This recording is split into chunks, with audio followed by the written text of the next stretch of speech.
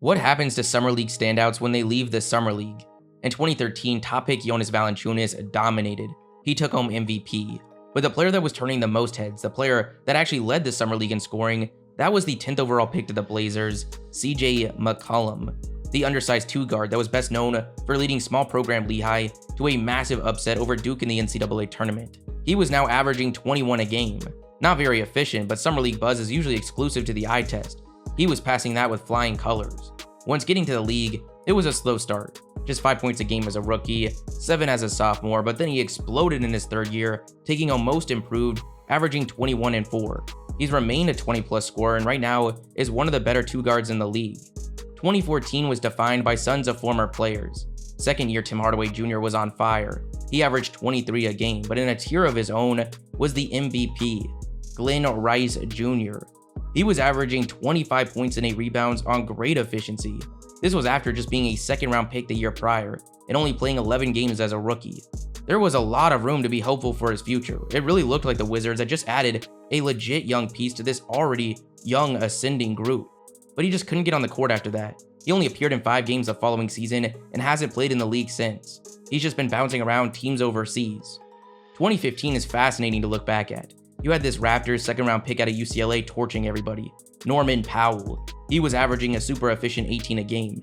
Similar to McCollum, he didn't get off to a hot start. He averages 7 points across his first 4 seasons, but it was only a matter of time before we saw that upside we were seeing in the Summer League. He would break out in 2019, going to 16 a game. He followed that up with 19 a game over the next 2 seasons and 17 this past year.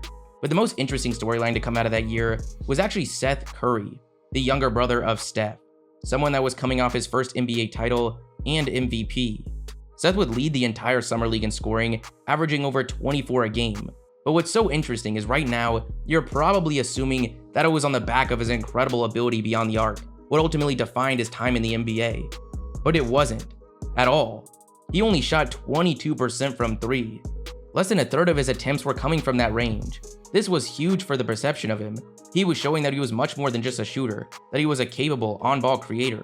Something teams were already starting to see in his dominant stretch in the G League the year prior, but by the Summer League he still hadn't had a single legit NBA opportunity. He had only played a total of 4 games for 4 separate teams, appearing for just a handful of minutes in each of those contests. But after that Summer League, that was about to change. The Kings would sign him, and in his first season, he averaged 17, shooting 45% from 3. Then he goes to Dallas and ups it to 13 a game. He would get hurt the following season, but since returning has remained one of the top 3-point shooters in the league. Just recently, he signed back with Dallas. By 2016, we were really starting to see the momentum of the Summer League take off, and we would get 2 great examples of why and why not to put much stock into the Summer League. Easily the biggest standout was late lottery selection by the Suns the year prior, Devin Booker. He already had a pretty good rookie season, and he goes out there and averages 26, shooting 60% from 3. But even more impressive, considering that he was just a rookie, was the top pick by the Timberwolves, Chris Dunn. If you go back to 2016, the hype for that Minnesota roster was insane. They had the last 2 number 1 overall picks, both of which won Rookie of the Year in Andrew Wiggins and Karl Anthony Towns. They had this high-flying, second-year player Zach LaVine, averaging 14 a game. Now they were adding the consensus top point guard in the draft, selecting him with the 5th overall pick, someone that just dominated his senior year at Providence on both ends of the ball. So when he goes out there in the Summer League, plays 2 games, averages 24, 7, and 3, shooting over 54% from the field, the expectations rise, the hype gets crazy. This was deemed not just the best young core in the league by a mile, one of the best we had ever seen. Unfortunately though, Dunn would really struggle on the NBA court. He averaged less than 4 points, shooting with terrible efficiency as a rookie. He really looked like a bust from day one. This is not what they were expecting, and when the Timberwolves made the decision to trade for Jimmy Butler the following offseason, Dunn was thrown into the deal, representing very little value. He would spend 3 unimpressive seasons with Chicago, then played just 4 games with the Hawks in 2021, 14 with the Blazers last season, and 22 this past year with Utah, where it was actually pretty solid, but this was in the middle of their end of the season tankathon. The Summer League MVP that year was actually another Minnesota point guard, someone they had selected the year prior, Tyus Jones. He was orchestrating the Summer League championship winning offense, averaging 20 and 7, shooting 41% from beyond the arc. He's gone on to be one of the better point role players in the league. He's coming off a season averaging 10 points and 5 assists with less than a turnover a game. Now he's going to Washington with likely his biggest role to date, which should be very interesting to see. Come 2017, the Summer League was really heating up. We had one of the most talked about drafts in a very long time, headlined by the trio at the top, Markelle Fultz, Lonzo Ball, and Jason Tatum. Late lottery pick Donovan Mitchell looked like the steal of the draft from day one, averaging 28 points across his 2 games. He would go on to really be the true rookie of the year, as without Ben Simmons missing his first season due to injury, it would have been all Mitchell. At the same time, we were seeing another rookie involved in that Donovan Mitchell draft night trade, Tyler Lydon, absolutely stinking it up. He looked like a bust from day one. He truly had one of the worst Summer League runs we've ever seen. He played 5 games with a big role, over 24 minutes a game, where he averaged just over 2 points, shooting 20% from the field and 13% from 3. Sometimes the Summer League can be deceiving, but there was no question who was going to win that trade. Now, most of the attention, most of the hype, most of the excitement surrounding the 2017 Summer League involved one group of players, one team, the Los Angeles Lakers. Between winning a high school national title with his brothers, leading UCLA to the #1 offense in the country, and his extremely outspoken father, Lonzo Ball had built this cult-like following, a following that was bringing the most eyes to the Summer League since LeBron James. Within seconds, he was already showing off the skill set that had gotten him to this point, throwing a lob to Brandon Ingram. Now, he would struggle as a scorer throughout the Summer League, but on the back of his box score stuffing and the Lakers winning the Summer League title, he would win the MVP. He averaged 16 points, 8 rebounds, and 9 assists. Everyone was there to see Lonzo, but for most, another Lakers rookie was actually the one that looked worthy of the attention. Their late first-round pick, Utah power forward Kyle Kuzma, someone that was completely unknown to most up until this point. He goes out there and has one of the best Summer League runs we've ever seen. He averages 22 and 6, shooting 51% from the field and 48% from 3, shooting over 7 a game. He was robbed of that MVP. That Summer League team was just loaded. Brandon Ingram played 1 game where he put up 26. They had another late first round rookie, Josh Hart. They had Ivica Zubac, the reigning G League MVP Vander Blue, Thomas Bryant, and Alex Caruso, who had gone undrafted in 2016 but was out there being a defensive menace, foreshadowing what was to come. At this time, even a bad Summer League wasn't going to slow down the hype for this Lakers team, and especially Lonzo Ball. But then he goes out there and wins the MVP, and they've got this other young player to hype up in Kuzma. Now, the two never quite lived up to that 2017 hype, but both of them became really solid players, just not with the Lakers. Kyle Kuzma just got the bag from Washington after averaging 21, 7, and 4. When we last saw Lonzo, he was a knockdown shooter, great playmaker as expected, while also being an elite perimeter defender, which no one expected coming into the draft. Sadly though, he got injured, an injury that's kept him out for nearly 2 seasons at this point and is expected to cause him to miss another. It's tough to say if we're going to see him again, especially the Lonzo that we've come to know. 2018 was the first year where we'd see all 30 teams go to Las Vegas. It was now a major event in the NBA calendar, and it left us with no shortage of standouts in conversation. Just like in 2017, we had Lakers players impressing. We had a Lakers player taking home MVP. This time, it was sophomore Josh Hart. He went out there and averaged 22 across his 7 games. But they also had their second-round rookie, Svi Mykhailiuk, playing lights out from outside, averaging 17 points while shooting 41% from 3. We always see these Lakers role players and young guys get way overhyped.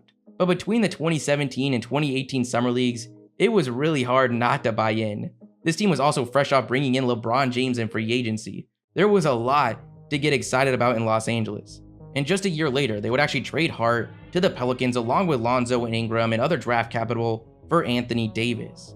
Since then, he's proven himself to be one of the most reliable role players in the league. Currently, he's a pivotal part of the Knicks' playoff hopes. Svi, on the other hand, has never really amounted to much. Now, while Hart was impressive, he was in his second season. Those players have a much different standard in the Summer League. As a rookie, he really didn't do all that great, so despite the MVP, he wasn't the player receiving the most buzz. It was someone we saw him go head-to-head with, the Knicks' first-round selection, Kevin Knox. Someone that finished just behind Hart in scoring, averaging 21 a game. It wasn't very efficient, but as we talked about previously, everyone could care less. He was more than passing the eye test.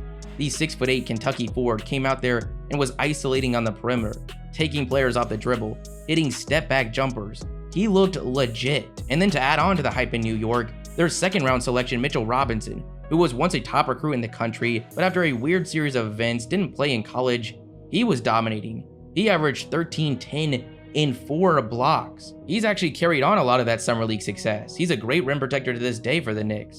Kevin Knox, on the other hand, has looked like a bust from day one, putting together 3 laughably inefficient seasons to begin his career. Since then, he's bounced around the league, uncoincidentally getting his biggest roles for teams in the middle of a tank. We go to 2019, where we again have millions of eyes glued to the start of Summer League with the #1 pick Zion Williamson set to make his debut. A debut that would get off to a hot start, but didn't last too long as he suffered an injury that would end his Summer League campaign. We didn't see much from him, but there was still a lot of excitement for other guys, including the Knicks' 3rd overall pick RJ Barrett, someone that really struggled out there. He averaged 17 points a game on gross efficiency, 37% from the field, less than 29% from 3. His struggles were even more glaring due to the Knicks' 2nd round selection being one of the top performers, Iggy Brazdeikis. He went out there, averaged 18 on 55-58 splits. Sadly though, he would really never amount to much in the league, and today, he plays overseas. Someone it was no surprise to see dominating the Summer League was rookie Carson Edwards, who's put up crazy numbers at every level. He was coming off being one of the top scorers in college basketball, then goes in the 2nd round to the Celtics, and is out here averaging 19, shooting 47% from 3 on over 9 attempts a game. After that, he would play over 31 games in the G League, where he just wouldn't stop, 27 a game on really good 47-38 splits. There is no question about it. Edwards is a legit NBA level scorer, a pure bucket. But today he's playing overseas. Why did he never get a legit NBA opportunity? Well, he's 5'11". As good as a scorer he is, he just hasn't been able to overcome the deficits that come with his frame at the NBA level. Now, while Zion was shut down early, based on the prospect he was, the 2019 Summer League would have you thinking they might have just pulled off the greatest draft haul of all time. On top of the #1 pick, the Pelicans held the 4th overall selection, which they would trade for the 8th and 17th picks. They used those on Nickeil Alexander-Walker and Jackson Hayes. Those two absolutely tore up the Summer League. Alexander Walker was the top rookie scorer, and by a wide margin. He averaged 24 points, 6 assists, and 4 rebounds, shooting 41% from 3 in his 4 games. Their 8th pick, Hayes, was unstoppable. He averaged 16-7 and over a block. He was dominating both sides of the ball, showing off his freakish athleticism. He would end up going viral, pulling this off. The Boston Celtics had Kara Lawson. Oh my goodness. I want to apologize to Stephanie, but that was a showstopper. The most impressive dunk I've ever seen in person. Now, the two never really amounted to our post-Summer League expectations. Today, they're both on separate teams as role players or projected ones. Alexander Walker with the Timberwolves, and Hayes just recently signed with the Lakers. In 2020, we wouldn't get a Summer League due to the pandemic. So then we go to 2021, which was a ton of fun. We had the top 2 picks in the draft, Jalen Green and Cade Cunningham. Not only playing against each other, but looking like the top 2 picks in the draft. It was a really exciting thing to see unfold. But those were top picks. They came with those high expectations. When it came to the surprises, one player sat above the rest. That was the Summer League MVP, the leading scorer, late 1st round selection by the Nets, Cam Thomas. He was out there throwing up 20 shots a game, averaging 27 points. This was a pretty good indicator of the player we would go on to see. He averaged 23 a game as a freshman at LSU, but not on great efficiency and with little to no playmaking and defense. We saw that once again in the Summer League, and we've continued to see that. He's never managed to expand past an off-the-bench role, as his skill set is pretty exclusive to shooting the basketball. He seems to be unaware that passing is even an option. That mindset paired with his talent is why we've seen things like him drop over 43 points 3 games in a row, a feat few players have ever done. But that was a weird time in the middle of the trade deadline. Days later, he's back to the bench. Weeks later, he's not even getting on the court in some games. It's going to be interesting to see what his future role is. Last year's 2022 Summer League just might be the most exciting one we've had. You had Chet open it up with 27 points and 6 blocks, hitting step-back threes. Undrafted rookie Keneth Lofton was bullying him the next game, while also hitting 30-foot threes. He would go on to win G League Rookie of the Year. The 6th overall pick to the Pacers, Benedict Mathurin, looked like the real deal, averaging 19 a game, and he would go on to be one of the better rookies. But we also had some pretty big letdowns. The 9th overall pick, Johnny Davis, looked awful. He averaged 8 points a game, couldn't get past anyone, was shooting less than 30% from the field.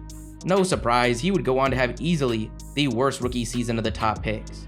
The Summer League is a really small sample size that is not a bulletproof indicator by any means, but over the last few years, it seems it has been a pretty decent indicator of what we're going to see from a player super early. But then we see sometimes a player has such a good Summer League that it's nearly impossible to match at the NBA level, especially immediately. That was the case for the Summer League MVP, the 4th overall pick to the Kings, Keegan Murray.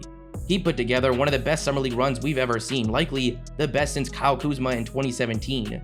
He averaged over 23 and 7, shooting 50% from the field and 40% from 3, taking nearly 9 attempts a game. Unsurprisingly, he was one of the better rookies this season. He was a huge reason the Kings were able to make the jump they did. He averaged 12 points and 5 rebounds while shooting 41% from 3. Who knows what kind of numbers he would have put up if he was on a less competitive team. His season kind of went under the radar. A big jump from him seems likely, something that ultimately could completely change the situation in Sacramento.